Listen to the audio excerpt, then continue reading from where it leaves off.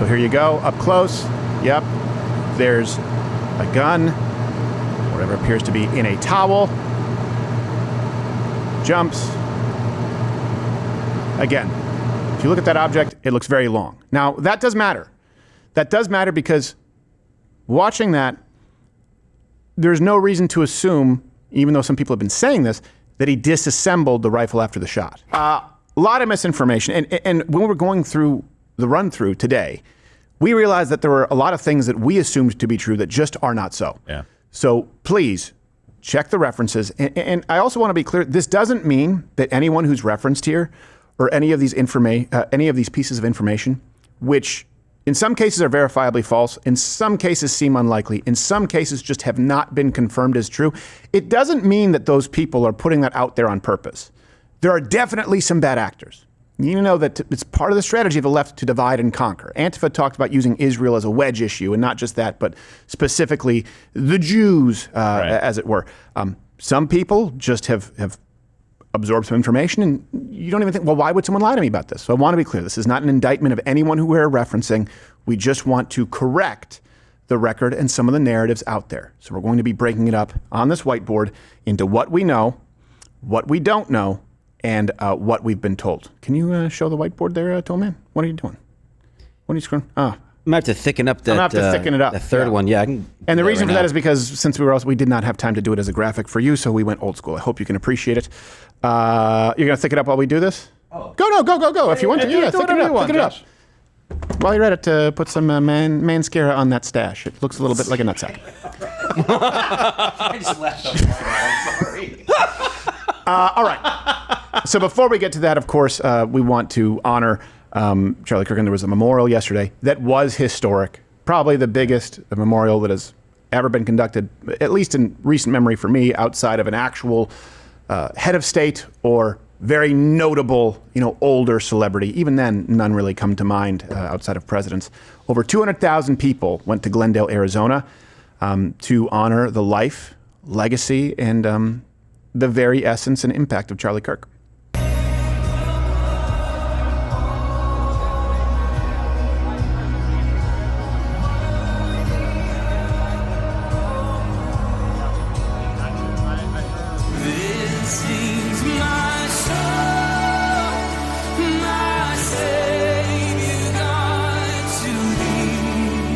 He was killed because his voice made a difference.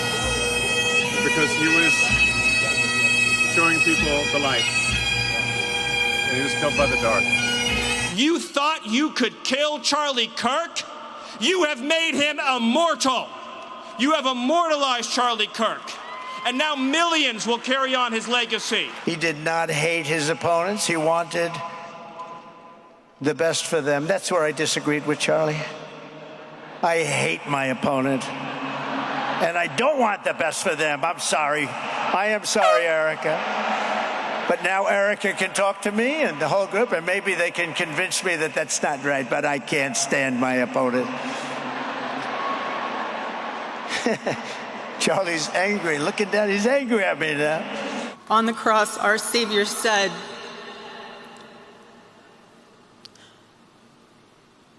"Father, forgive them, for they not know what they do."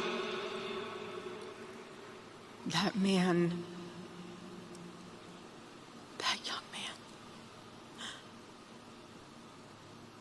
I forgive him.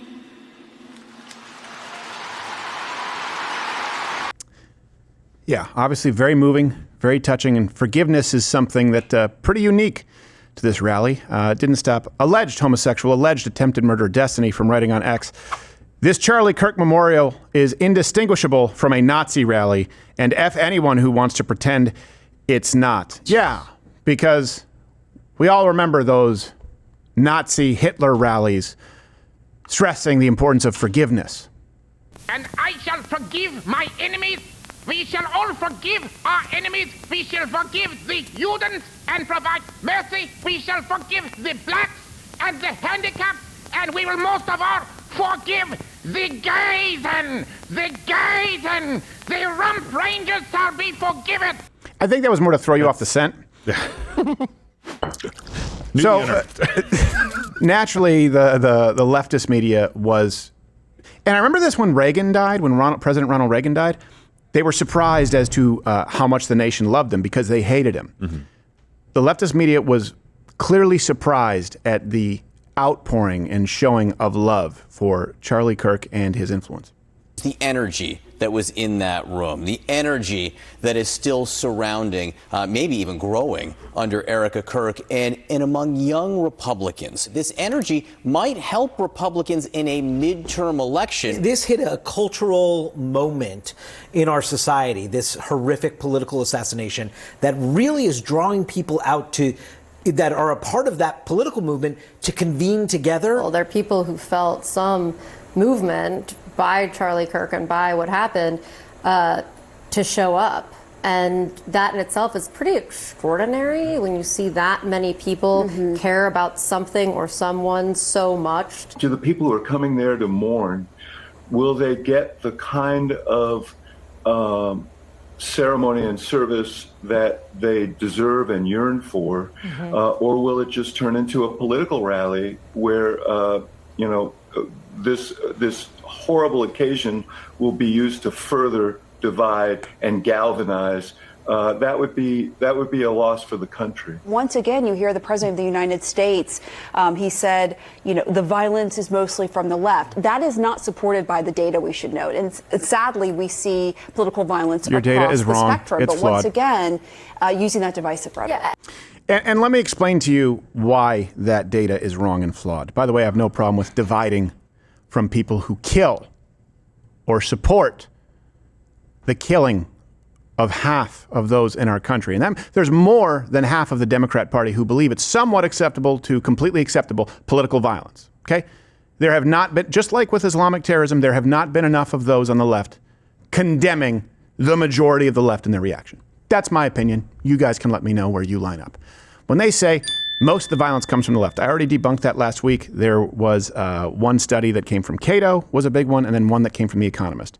There's been a new one that I think came from the ADL recently. Okay, refresher. Hey, are you a Trump supporter? We have a Trump supporter here. Bang, bang, point blank, dead in Portland. That was not listed. That was not registered as political violence. Here's another reason as to why. According to NBC, an unnamed source close to the investigation of the murder, the assassination of Charlie Kirk, said, "Thus far, there is no evidence connecting the suspect with any left-wing groups. Every indication so far is that this was one guy who did one really bad thing because he found Kirk's ideology personally offensive." And here's the thing. The left is radicalized as a whole, just to be clear. There is no radical left. There is the center, and there is right wing in this country, and there is the left. How do you say radically left when Kamala Harris believes in taxpayer-funded sex changes for inmates? You can't find, how do you say radical left when Tim Walz has created a sanctuary state for children to be hidden from their parents to transition so the parents can't know their kids are getting sex changes or puberty blockers? How do you say, how they're not mainstream left? These are people who ran for national office. It is the left. And they just say, well, this is just some lone person. Okay, but they're part of a group of a lot of people who share that opinion. What they want to do is gaslight you and say, this is not an official group. Here's the problem. There's no real way to be a part of an official left group, because the most official that has ever existed up until recently, if this shooter had a membership card, an executive plus membership card to Antifa, it still wouldn't have been considered a left-wing group operation. We look at Antifa as more of an ideology or a movement than an organization. So even though this shooter didn't, he used the sayings from Antifa, which, by the way, permeate all of the internet, not just the leftist sphere. But if he did say, I'm doing this for Antifa, it would not have been listed as political violence. On the flip side, any and all white supremacy is listed as right-wing violence. Any and all violence against government is listed as right-wing violence. That includes, by the way, Antifa violence against state capitals. So this messaging, though, if this is coming from anyone at the feds, is really, really bad. I will say this. I keep coming back to the same place. The FBI is not good, and our intelligence agencies, they are very, very bad at communicating clearly and being cohesive in their messaging. I think we can all agree on that. But now let's get to breaking this down, what we know, what we don't, as well as some of the absolutely god-awful dishonest conspiracies.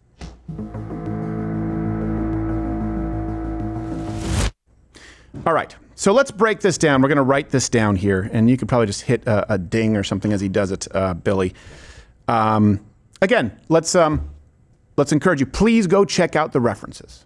All right, so what we know. And by the way, we've limited what we know, not to just what the FBI has said, but we've really tried to limit it to what can actually be verified with your own lion eyes and ears video or publicly verified, meaning there is corroborating information beyond someone at the intelligence agency said so. So don't think that we're just doing their bidding. So first up, what we know, the suspect, 22-year-old Tyler Robinson. A big screw you, Tyler Robinson. I hope that you get inside your cell, then burn in hell. A big screw you, Tyler Robinson. Your evil movement's starting today, and your boyfriend's gay. You're both just gay. You're just gay. So Tyler Robinson will put that up on what we know. There you go. And we don't need to add all the subpoints, but dating a gay. So what can you verify? Dating a gay trans roommate, radicalized by leftist ideology according to family, friends, chats, verifiable conversations. I'm not talking about the private texts between his gay boyfriend. So this is not just something that you're hearing from the FBI. And of course, we also had the leak from the umbrella of the DOD, DOJ of the engravings on the bullet casings, which turned out to be correct. Okay, so what else do we know? Okay, let's put down a time at 8:07 a.m., okay, that this shooter, Tyler Robinson, scouted the area and was caught on camera, right? Some ring footage that was obtained by TMZ at 8:07 a.m., different outfit from later. Play that.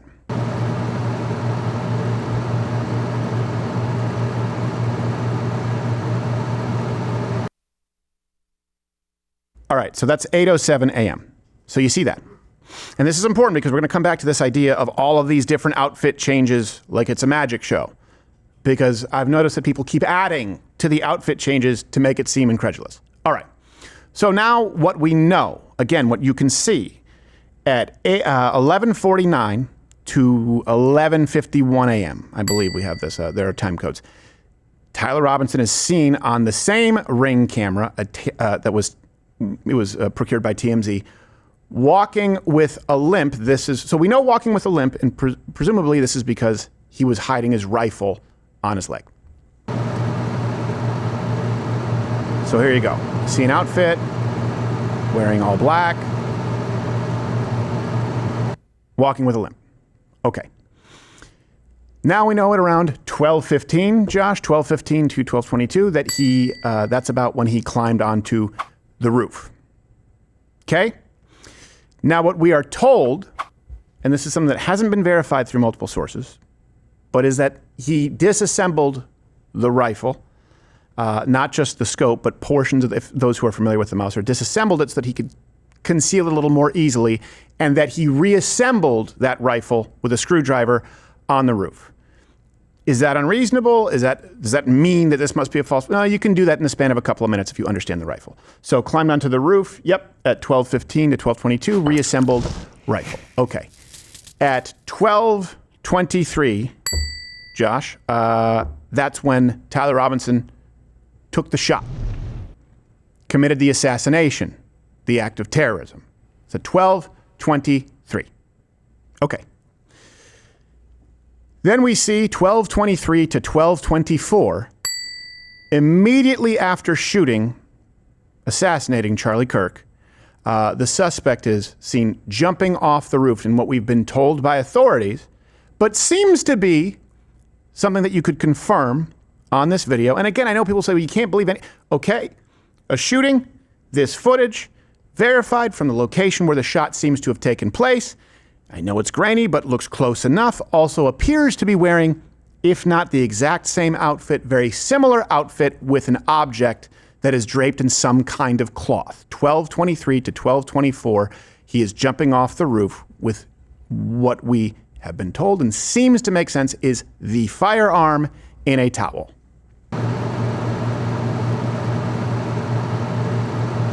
There it is.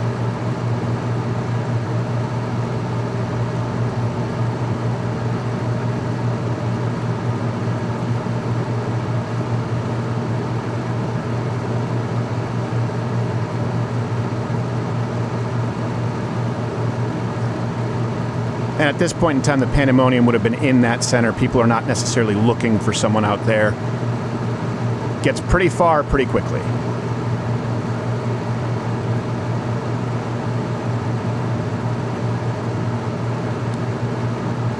And he's out, and then appears to be kind of doing the limp walk again. So here you go, up close. Yep, there's a gun, whatever appears to be in a towel. Jumps. Again, if you look at that object, it looks very long. Now, that does matter. That does matter because watching that, there's no reason to assume, even though some people have been saying this, that he disassembled the rifle after the shot. Right. Seems like he reassembled it once, took the shot, and in the same outfit that you saw earlier, right, that time code you saw earlier at, what time was it? It was around 11:49. Looks to be the same outfit. Yes. In other words, it doesn't look like an outfit change. And I don't know that there's been any official, as a matter of fact, I know there's been no official statement that he changed his outfit after the shot or changed his outfit between that footage that you saw and that shot. Looks like the same outfit.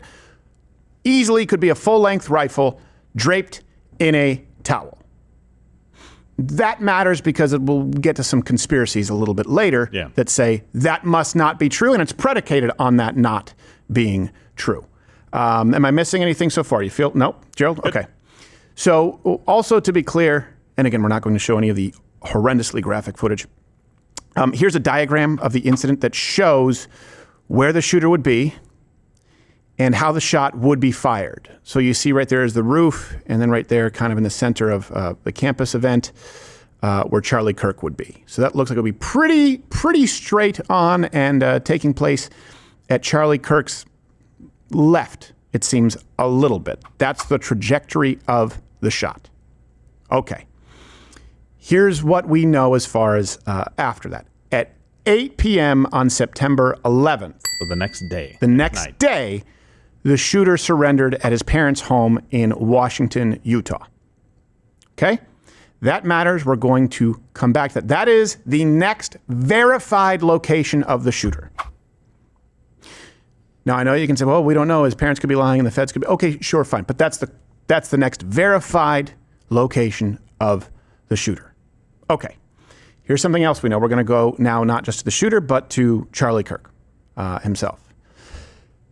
The video, again, that you have not seen, and this is because it's been scrubbed from social media, and I would say rightfully so. That's not censorship. That's basically a snuff film. And people there, you know what, do me a favor, if you're watching this, comment below, because I know there are a lot of people who didn't see the footage, the close-up footage. Let them know, is this amongst the most graphic, gory videos that you've ever seen of a human wound outside of war?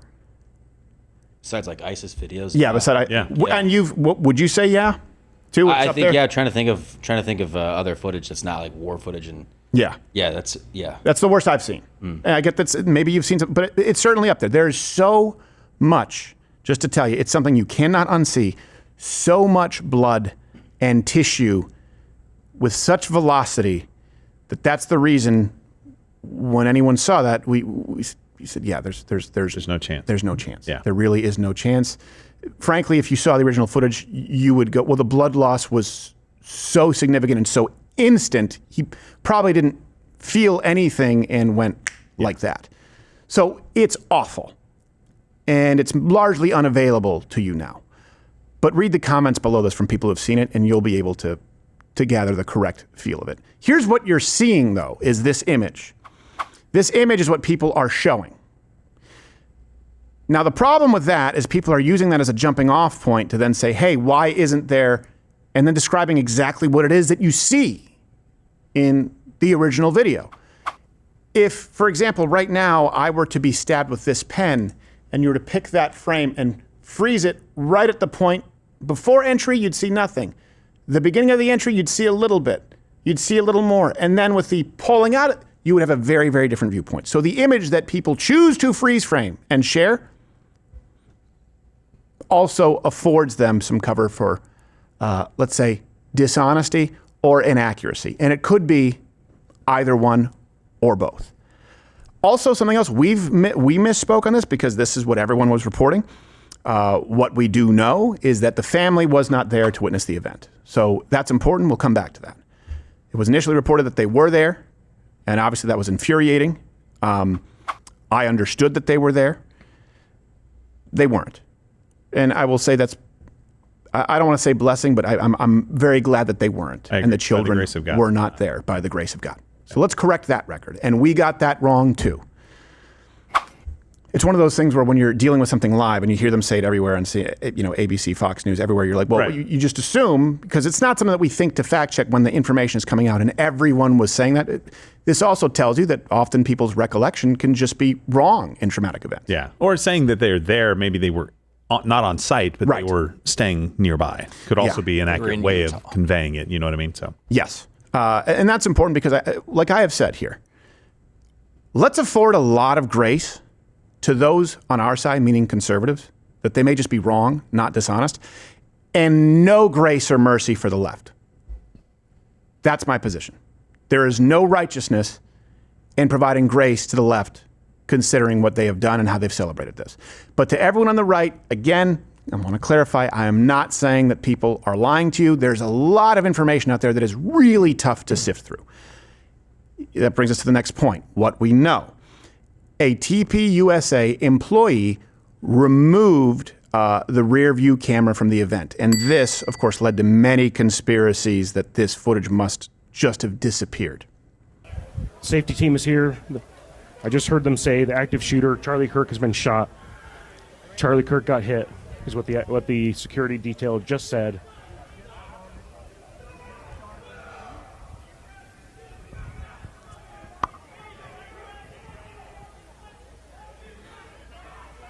So I understand people saying, "Hey, it doesn't matter." The reason that's tainting or messing with a crime scene. I don't know what the term is. I forgot it. Tampering. There you go. With a crime scene. Well, okay, that may or may not be true, but that also doesn't mean that it's a conspiracy because, again, as someone who's done many of these types of events, that's the first thing you do at breakdown. It becomes second nature, right? It's a habit. The first thing you do is make sure that you have the cameras right to when, that you make sure that the equipment that would be expensive has the footage, because that's the first thing people would steal. And of course, is very important. Well, if you lose the footage, then it's all for nothing, basically. And so people were saying, who is doing that? And there was a conspiracy at one point that was a Fed. Well, one of the producers for Charlie Kirk addressed this specifically. And again, you can't know that this is 100%, but seems to check out and make sense. Why did he grab the SD cards? Well, first of all, they're in the possession of the FBI. Okay. It's not like he took them and ran off with them. Second of all, I asked him personally. I said, why did you do that? And he looked at me, and this was his answer. He said, because I know people can be evil. And he did not want that footage being grabbed by somebody. There was videos of people after the incident going and stealing hats off the table. Right. Okay. So now, Josh, I know we're gonna jump over, Mr. Feinstein, to what we've been told. He's taking great care in his handwriting. Much better handwriting than I do. Good job. Mine always ends up being like a mix of cursive and print. Yes. Because I don't remember all the cursive capitals. No. It's just an S with the bottom a little curl. So here's what we've been told. And by the way, I'm trying to be very, very lenient here because I'm not giving the authority to those in the intelligence agencies if it can't be verified. So one of the things that we were told is that September 10th, shortly after the shooting, that the shooter dumped his gun in the woods. Right, that's where they found it, in the towel. If someone can let us know, we have not been able to confirm that the picture of the rifle that is circulated is actually confirmed as the official picture of the gun. It may or may not be. We have not been able to. And this is what we do here for a living. Okay. We have also been told, and I say this because I absolutely agree with you, that these are suspicious, that September 10th, we don't know the time, the shooter exchanged messages with his homosexual trans boyfriend. His blatantly homosexual trans boyfriend, you're having sex with a guy, Tyler Robinson. And those obviously do not read as any type of text message that would take place between two Gen Z males. No, they don't. But there are multiple ways that can be interpreted. Well, exactly. In other words, a lot of people that want to run with one particular way, but there are a couple that make sense and are very plausible that you have to give some room to. Right. It could be, hey, someone could have planted it, Right. or it could have been written by the feds because he's a patsy, he's a Right. fall guy, or they could have been trying to establish a, Breaking Bad, try and set a narrative for themselves Right. so Yeah, that they could claim there was some kind of culpable deniability from the blatantly homosexual trans gay boyfriend. It could have also been just a terrific roommate. It could, yes. I mean, have you ever had a terrific roommate before? You speak to them as if they're family. Yes, you speak the king's English. Like, wow, you picked up your trash and vacuumed the couch? I love you. You're my love. I have never seen dishes so spotless. BJ in the works. Yeah, I'm trying to be the voice of reason here. Yes, we appreciate it. Something else we have been told, and I say this because people think, aha, this is a smoking gun. It shows us something that could not have happened based on the story we've been given. That September 10th at 6:38 p.m., Tyler Robinson was photographed at a Dairy Queen there near campus. Okay? What time is that, sorry? 6:38 p.m. on September 10th. Correct.